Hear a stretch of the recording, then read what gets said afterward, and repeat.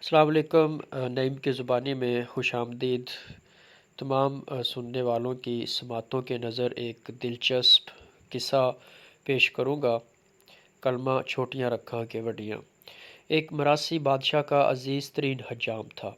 ये रोज़ाना बादशाह के पास हाज़िर होता था और 2-3 घंटे उसके साथ रहता। इस दौरान बादशाह सल्तनत के अमूर भी सर अंजाम देता रहता और हजामत और शेव भी करवाता रहता।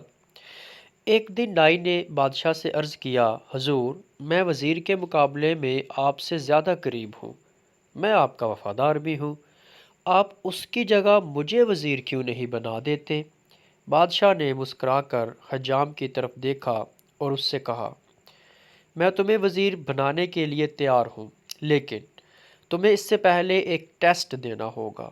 नाई ने सीने पर हाथ बांधकर कहा, आप हुक्म कीजिए। बादशाह बोला, बंदरगाह पर एक बहरी जहाज़ आया है, मुझे उसके बारे में मालूमात ला कर दो। नाई भागकर बंदरगाह पर गया और वापस आकर बोला, जी जहाज़ वहाँ खड़ा है। बादशाह ने पूछा, यह जहाज़ कब आया?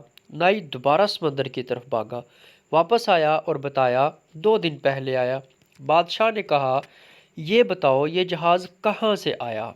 नाई तीसरी बार समंदर की तरफ भागा, वापस आया तो बादशाह ने पूछा, जहाज़ पर क्या लदा है?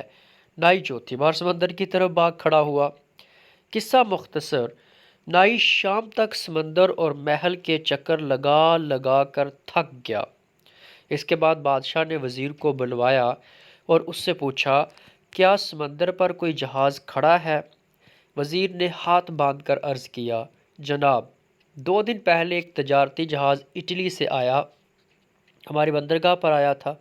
इसमें जानवर, खुराक और कपड़ा लदा है। इसके कप्तान का नाम ये है। ये 6 माह में यहाँ पहुँचा। ये 4 दिन मज़ीद यहाँ ठहरेगा। यहाँ से ईरान जाएगा और वहाँ 1 माह रुकेगा और इसमें 209 लोग सवार हैं और मेरा मशवरा है हमें बहरी जहाज़ों पर टैक्स बढ़ा देना चाहिए। बादशाह ने यह सुनकर हजाम की तरफ देखा। हजाम ने चुपचाप उस्तरा उठाया और अर्ज़ किया, कलमा छोटियाँ रखा के वड्डियाँ।